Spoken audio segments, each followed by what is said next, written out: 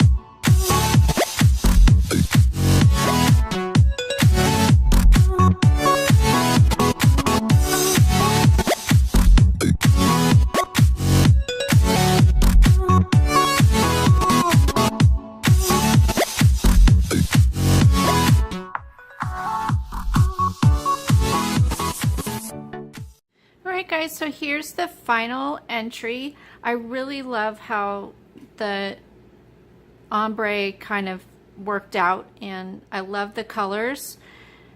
I think the lettering here was a little bit too dark and I kind of got out of the lines, but I think it still looks really nice.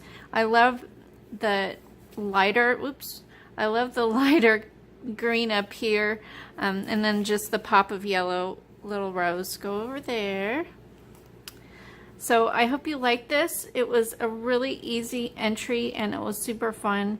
The colors, again, I love, are my favorite colors, purple and turquoise. So I hope you liked this video. Give me a thumbs up if you did. Leave me a comment and subscribe, and I'll see you again next time. This is Kim with Creative Crafticality. Bye. God bless.